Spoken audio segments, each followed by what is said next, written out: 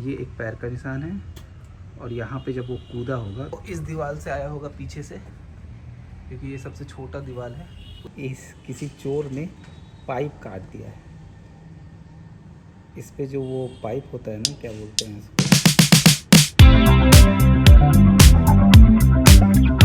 Hello guys, welcome back to my channel. तो guys बहुत दिनों बाद मैं प्रेजेंट टाइम का वीडियो डाल रहा हूँ, क्योंकि कल जो वीडियो डली थी वो बहुत पहले का वीडियो था, BTS वीडियो था, और आज जो है वो परसों का वीडियो है। तो अब मैं कंटिन्यू डाल रहा हूँ। तो गाइज़ जैसे मैंने पहले ब्लॉग में ही बताया था कि जो मेरा लाइफ है ना फुल ऑफ इंटरेस्टिंग है, मतलब कुछ ना कुछ होता रहता है। तो जैसे कि आज जो है ना छठ पूजा का सुबह का अर्घ है, तो कल शाम का था।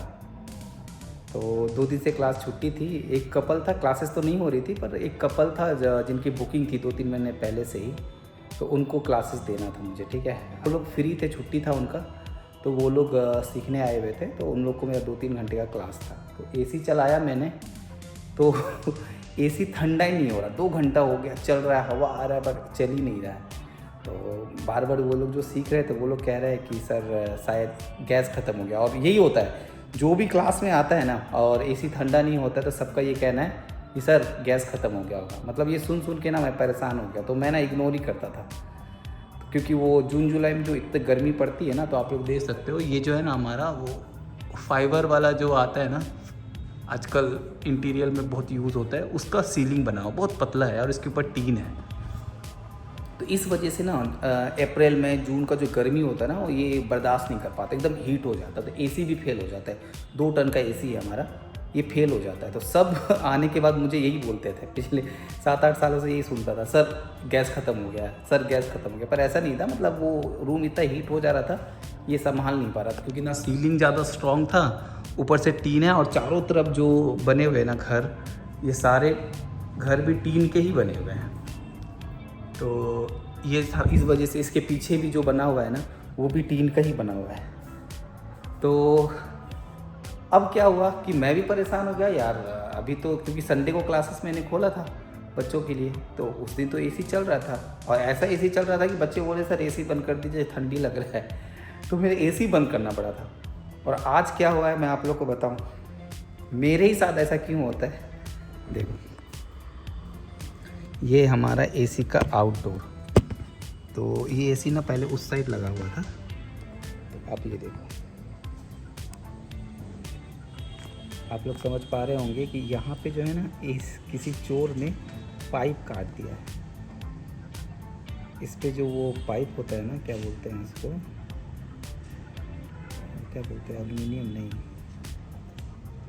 तांबा। हाँ, तांबा का जो वायर होता है, पाइप होता है, जिससे गैस अंदर या इंडोर के अंदर जो आती है, वो ही काट के कोई, ये छोटा पतला वाला और ये देखो ये मोटा वाला पाइप है, इसको कट करके कोई ले गया है।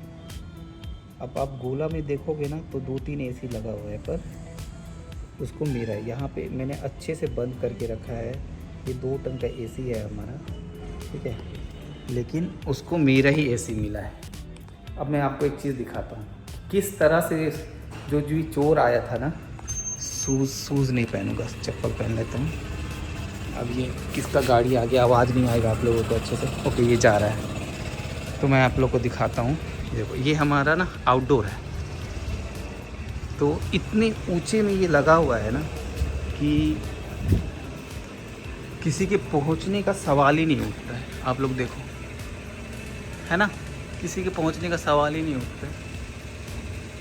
कैसे काटा है, मोटा वाला पाइप तो एकदम सटा के काटा है, थोड़ा पतला वाला तो थोड़ा सा छोड़ा भी है, 2-3 इंच, मोटा वाला तो एकदम सटा के काटा है।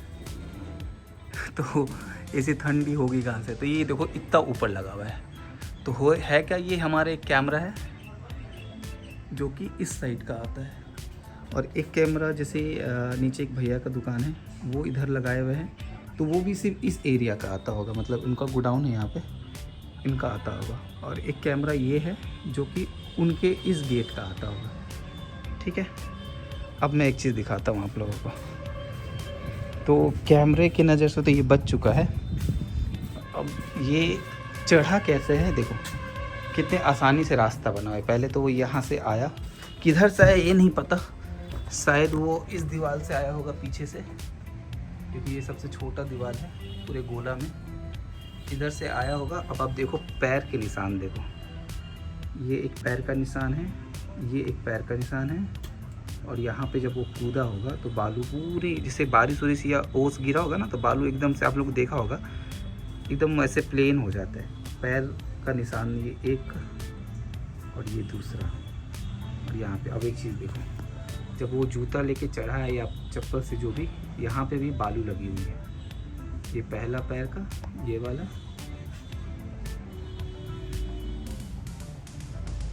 ये कांटी के बाद पहला पैर, वो उधर दूसरा पैर, यहाँ पे पैर रखा है, और फिर यहाँ पे पैर रखा है, और फिर देखो आसानी से चढ़ने के लिए इसके लिए ना सीढ़ी बना हुआ है, देखा जाए तो। फिर ये यहाँ कट किया इसको, और फिर इसके ऊपर चढ़ गया, और इसके ऊपर चढ़ने के बाद ये हमारा जो ये है आउटडोर है, आउटडोर के ऊपर ही, क्योंकि इसका जो स्टैंड होता है इतना मजबूत होता है, इसका स्टैंड इतना मजबूत होता है कि एक आदमी, दो आदमी इस पर, क्योंकि जब ये लगा भी रहा था ना मिस्त्री, तो भी वो इसके ऊपर चढ़ के ही लगाया था। तो आप देखो, या तो इधर से आया होगा या गोला से ही आया होगा, मान लो कि गेट को फांग के, तो रात में कोई तो देखा नहीं होगा, वो चल के आया होगा। और इधर से भी आ सकता है, इधर से चढ़ के, इधर से फांग के। पर अगर ये इधर से आता ना, तो यहाँ पे ज़रूर उसके पैर के निशान होते हैं पैर रखने का, पर यहाँ पे है नहीं।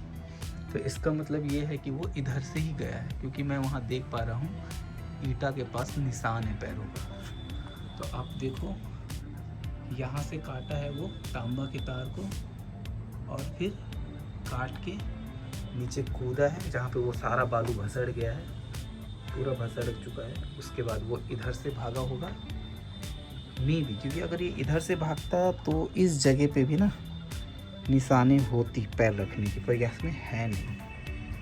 ठीक है, तो पता नहीं मेरे साथ क्यों होता है। तो ये हमारे साथ कांड हो चुका है। अब मेरा एसी चलेगा कैसे, अब मैं ये सोच रहा हूँ। अब ये देखो, जैसे कि मैंने बताया था कि अभी तक मैंने गाड़ी का सीट भी नहीं बदला, स्क्रैचेस भी ठीक नहीं किया, गाड़ी भी मेरा वैसे का वैसे ही पड़ा हुआ है। और आप लोग सोच रहे होंगे कि मैं चश्मा पहन के इस तरह से ब्लॉग बना रहा हूँ, क्योंकि पिछले 10 दिन से मैं एक और चीज़ से परेशान हूँ। मतलब एकदम हालत ख़राब हो चुका है मेरा।